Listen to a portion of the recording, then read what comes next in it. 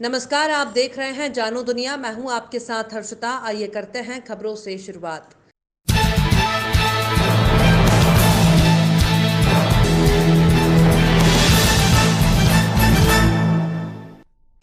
मध्य प्रदेश में सोमवार को फिर अचानक मौसम बदल गया। भोपाल सहित होशंगाबाद, ग्वालियर, जबलपुर, रीवा, शहडोल संभाग में गरज चमक के साथ बारिश हुई। बेमौसम हो रही बारिश से मौसम तो सुहाना हो रहा है, पर खेतों में खड़ी फसलों को देख किसानों के माथे पर चिंता की लकीरें साफ दिखाई दे रही हैं। खेतों में चने की फसल लगभग पक चुकी है, तो वहीं गेहूं कटने को तैयार है। ऐसे में बिगड़ रहे मौसम से लगातार फसलें बर्बादी की कगार पर है। लगातार कुछ दिनों से भोपाल का मौसम बदलता हुआ नजर आ रहा है, जहां एक तरफ दिन में तेज गर्मी होती है, वहीं शाम को बारिश देखने को मिल जाती है। बीते कुछ दिनों में मध्य प्रदेश के कुछ इलाकों में ओले भी गिरते देखे गए हैं। वहीं सोमवार को भोपाल में हल्की बारिश भी हुई, जिसके बारे में बताते हुए मौसम वैज्ञानिक जेपी विश्वकर्मा ने कहा कि साइक्लोनिक सर्कुलेशन के कारण ही आज सुबह बारिश हुई है। आने वाले समय में होशंगाबाद और भोपाल के कुछ जगह में हल्की बारिश होने की संभावना है। साथ ही मौसम वैज्ञानिक ने बताया कि कुछ जगहों पर ओले गिरने की संभावना भी है। वहीं राजधानी का मौसम बताते हुए कहा कि भोपाल का न्यूनतम तापमान 20.2 है और अधिकतम तापमान 35 के लगभग है।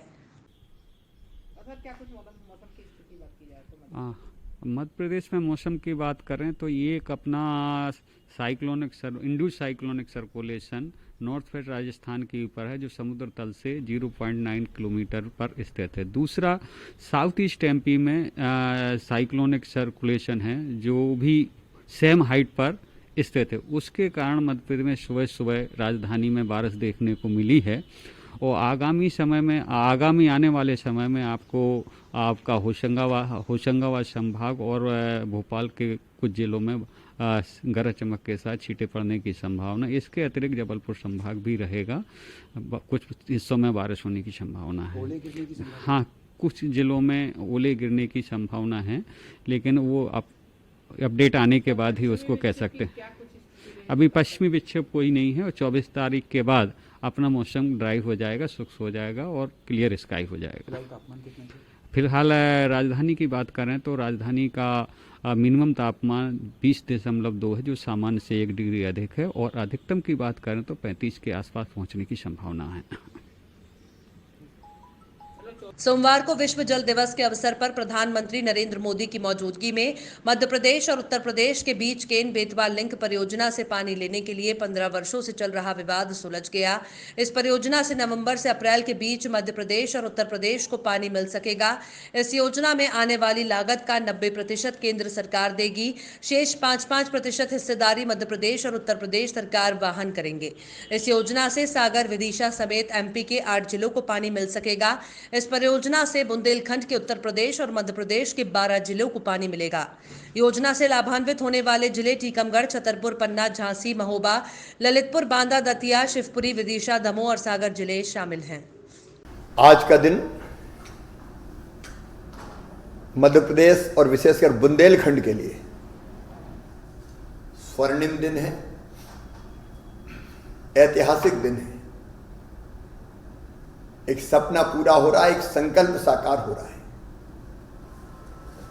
हमारे पूर्व प्रधानमंत्री श्रीमान अटल बिहारी वाजपेयी जी ने देश की नदियों को जोड़ने का संकल्प लिया था, नदियों को जोड़ने का सपना देखा था। जिन नदियों में ज्यादा पानी है, उन नदियों में जिनमें कम पानी अगर ले जाया जाए तो व्यर्थ बह के पानी समुद्र में नहीं जाएगा। वो सिंचाई के काम भी आएगा, वो पीने के काम भी आएगा। जल संकट समाप्त किया जा सकेगा। अटल जी के उस संकल्प को, सपने को साकार किया है हमारे यशस्वी प्रधानमंत्री श्रीमान नरेंद्र मोदी जी ने। आज केंद्र सरकार, मध्य प्रदेश और उत्तर प्रदेश तीनों के बीच एक समझौता हुआ है। कैन और बेतवा नदी को जोड़ने का समझौता। और इस समझौते के फलस्वरूप अकेले मध्य प्रदेश के बुंदेलखंड के क्षेत्र में 8,11,000 हेक्टर में, मतलब लगभग 20 लाख एकड़ में सिंचाई के पानी की व्यवस्था होगी। खेतों के लिए सिंचाई हेतु जल मिलेगा, सूखे खेतों की प्यास बुझेगी और 41 लाख लोगों को शुद्ध पीने के पानी की व्यवस्था होगी। एक जल क्रांति हुई है बुंदेलखंड में। उत्तर प्रदेश के बुंदेलखंड के गांव को अलग लाभ मिलेगा, सिंचाई का भी और पीने के पानी का भी। बुंदेलखंड की वो धरा जो अत्यंत उपजाऊ है, जल के अभाव में सूखे का शिकार होती रही है, अब सूखा नहीं होगा। मध्य प्रदेश सरकार के 1 वर्ष पूर्ण होने पर सोमवार को भाजपा जिलाध्यक्ष सुरेंद्र बधौलिया ने सर्किट हाउस में पत्रकार वार्ता आयोजित कर शिवराज सरकार की 1 वर्ष पूर्ण होने पर सरकार की उपलब्धियां गिनाते हुए कहा कि प्रदेश में भाजपा सरकार बनते ही रुके पड़े विकास कार्य प्रारंभ हुए। कमलनाथ सरकार ने प्रदेश में विकास के कार्य बंद कर दिए थे। भाजपा सरकार ने गांव, गरीब, किसान, नौजवान सभी के कल्याण के लिए योजना चलाई है। इस दौरान भाजपा नगर अध्यक्ष पंकज गुप्ता, ग्रामीण अध्यक्ष रघुवीर कुशवाहा, मीडिया प्रभारी परशुराम शर्मा, अभिषेक शुक्ला, मोनू बेस, दिलीप भारती, गौरव दुबे, सुनील समाधिया, रमाकांत मिश्रा मौजूद रहे। पूरा प्रदेश कोरोना में जकड़ा था। 2 दिन पहले शिवराज जी की शपथ से पहले की जो स्थिति थी वह एकदम अपन ऐसा माने कि भीषण लापरवाही। कोरोना की स्थिति में भी व्यवस्था प्रदेश में नहीं थी। माननीय शिवराज सिंह चौहान जी ने शपथ ली और शपथ के बाद 1 वर्ष में हमने कोरोना की लड़ाई को बहुत अच्छे तरीके से हमारे कार्यकर्ताओं ने, हमारे मुख्यमंत्री ने इस प्रदेश में लड़ी।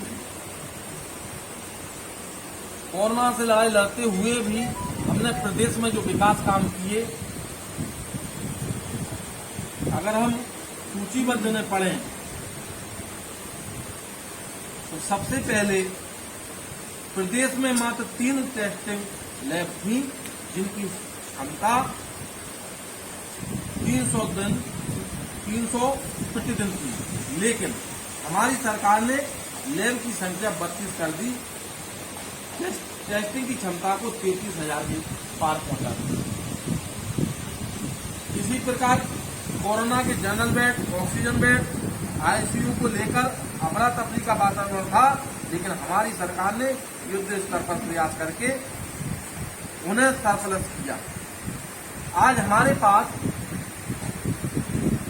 3.50 लाख टिकट हैं और 3.74 हजार से अधिक टेस्टिंग किट उपलब्ध है। कोरोना काल में सरकार और संगठन ने जिस सक्रियता और संवेदनशीलता के साथ सेवा और उपचार का अभियान हाथ में लिया, उसकी विश्व में सराहना हुई। कल जिला विदिशा तहसील लटेरी के ग्राम मुरबास में विश्व हिंदू परिषद के प्रांत संगठन मंत्री खगेंद्र भार्गव और विदिशा विभाग टीम पर कायराना हमले के विरोध में विश्व हिंदू परिषद भोपाल विभाग प्रतिनिधि मंडल द्वारा सोमवार को मुख्यमंत्री के नाम भोपाल कलेक्टर महोदय को ज्ञापन सौंपा गया। विभाग मंत्री राजेश साहू ने बताया कि हमारे द्वारा कलेक्टर महोदय से हिंदुओं की सुरक्षा और इस घटना में शामिल और साजिश रचने वाले सभी लोगों पर राष्ट्रीय सुरक्षा कानून के तहत कड़ी कार्रवाई की मांग की है। मध्य प्रदेश में लगातार जिहादियों तत्वों द्वारा लव जिहाद के साथ लैंड जिहाद भी चलाया जा रहा है। इसकी समय समय पर विश्व हिंदू परिषद बजरंग दल आवेदन निवेदन ज्ञापन के माध्यम से शासन प्रशासन को चेताता आ रहा है। कल एक घटना जिला विदिशा तहसील नटेरन के ग्राम मुरबास में 3 दिन पूर्व हुई वाल्मीकि संतराम जी की निर्ममपूर्व हत्या, जो कि अतिक्रमणकारियों की शिकायत कर रहे थे, शासन प्रशासन को बता रहे थे, उनकी निर्मम हत्या हुई थी। उनको श्रद्धांजलि देने हमारे विश्व हिंदू परिषद के प्रांतीय संगठन मंत्री आदरणीय खगेंद्र भार्गव जी और विभाग के जिले के लोग वहाँ पर गए थे।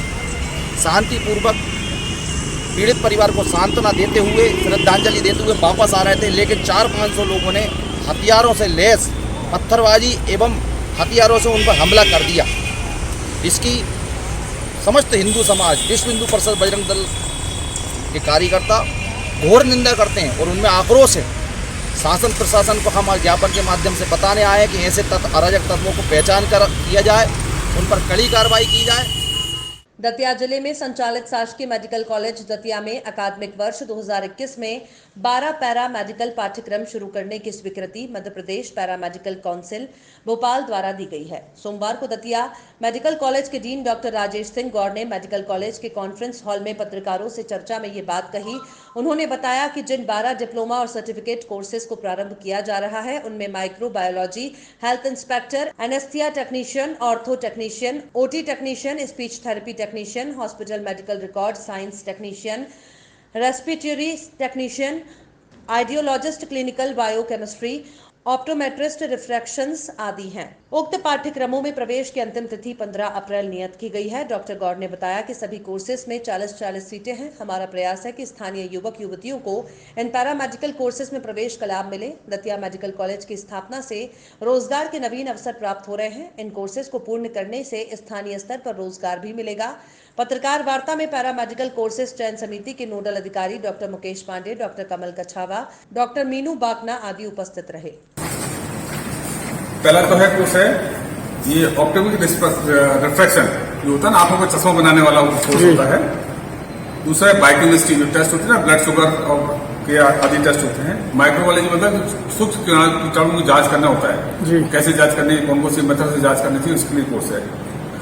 मेडिकल लैब टेक्नीशियन जो होता है, आपने देखा होगा सब पैथोलॉजी में सेक्शन होती है, टेस्ट लगाते हैं, ब्लड सैंपल लेते हैं, सारा। हेल्थ इंस्पेक्टर का है, जो अलग अलग क्षेत्र में इंस्पेक्टर होते हैं, सैनिटरी इंस्पेक्टर, मलेरिया इंस्पेक्टर, ऐसे इंस्पेक्टर कोर्स होता है। एनसीसीआर होता है, बेहोशी के डॉक्टर होते हैं, उनको एनसीसीआर का टेक्नीशियन का कोर्स होता है। और ऑर्थो टेक्नीशियन, हड्डी के डॉक्टर होते हैं ना, जो उनको टेक्नीशियन होता है कि ये कौन सा प्लास्टर लगाना है, इसकी तैयारी क्या करें, उसका कोर्स होता है। ओटी में operation theatre technician, operation theatre में भी टेक्नीशियन लगते हैं कि मरीज को कैसे लेटाना है, क्या करना है, उसको कौन सी तैयारी करना है। स्पीच थेरेपी, बच्चों को बोलने की दिक्कत आती है, उनको कैसे कैसे बोलने के सिखाना होता है, क्या क्या औजार लगते हैं। दमोह विधानसभा के उपचुनाव में भाजपा के राहुल लोधी के सामने कांग्रेस अपने जिलाध्यक्ष अजय टंडन को उतार रही है। 17 अप्रैल को होने वाले उपचुनाव में काफी रोचक मुकाबला होने की उम्मीद है। कांग्रेस सूत्रों का कहना है कि बैठक में टंडन के अलावा 2 अन्य दावेदारों के नाम पर भी चर्चा हुई, लेकिन बीजेपी के राहुल के मुकाबले टंडन के नाम पर सहमति बनी। हालांकि उम्मीदवार का नाम हाईकमान ही घोषित करेंगे। 25 मार्च को पूर्व मुख्यमंत्री कमलनाथ पहुंच रहे हैं। अजय टंडन उम्मीदवार बनते ही उनके समर्थकों में हर्षोल्लास की लहर दौड़ी, जिससे प्रसन्न कार्यकर्ताओं ने आतिशबाजी भी की। इस अवसर पर अजय टंडन ने कहा कि वो अकेले ये चुनाव नहीं लड़ रहे, ये चुनाव कांग्रेस का हर मतदाता लड़ रहा है और हर एक मतदाता ही कांग्रेस का उम्मीदवार है। बीजेपी के राहुल लोधी वर्तमान में Madhya Pradesh civil supply corporation के अध्यक्ष भी हैं और उन्हें कैबिनेट मंत्री का दर्जा भी प्राप्त है। बावजूद इसके उन्हें जितनी चुनौती कांग्रेस के अजय टंडन से मिलेगी, उससे कहीं ज्यादा भीतरघात से नुकसान होने की आशंका भी है। हमें आपके चैनलों के माध्यम से अभी मालूम चला है कि श्री अजय टंडन जी को दमोह से कांग्रेस ने प्रत्याशी घोषित किया है। मैं उन सभी नेताओं को बधाई देता हूं जिन्होंने दमोह की दिशा और दशा के बारे में सोचा और हमारे लिए एक जांबाज और जानदार, एक शानदार प्रत्याशी दिया है, क्योंकि हम लोगों की मांग थी कि हमें लोकल प्रत्याशी चाहिए और हमारे नेताओं ने हमारी मांग को स्वीकार किया। कांग्रेस का प्रत्याशी अजय टंडन नहीं है, कांग्रेस का प्रत्याशी पूरी जनता है और कांग्रेस का जो प्रत्याशी है वो हाथ का पंजा है। हम तो शैडो हैं, एक परछाई हैं। कांग्रेस किसी को भी टिकट देती, जो मैंने पूर्व में कहा, आज भी कहूँगा, मरते दम तक कहूँगा और सही कहूँगा, कांग्रेस किसी को भी टिकट देती, हमारे एक छोटे से कार्यकर्ता को भी टिकट देती, वह राहुल को परास्त करके आता। अब रही बात किस प्रकार से चुनाव लड़ेंगे, यह चुनाव जनता लड़ेगी, आप देख लेना। यह चुनाव जनता इसलिए लड़ेगी, दमोह की जो तासीर है, दमोह की जो भौगोलिक स्थिति है, दमोह में कभी भी बेईमान आदमी नेता नहीं बन पाया। आज तक का आप इतिहास उठा के देख लें, दमोह में बेईमान आदमी दमोह की जनता बेईमान को पसंद नहीं करती। दमोह की जनता ये देखनी नहीं चाहती, सुननी नहीं चाहती कि उनका नेता बेईमान है। सीधी लड़ाई बेईमान और ईमानदारों के बीच की है। खबरों में फिलहाल इतना ही। आप देखते रहिए जानू दुनिया।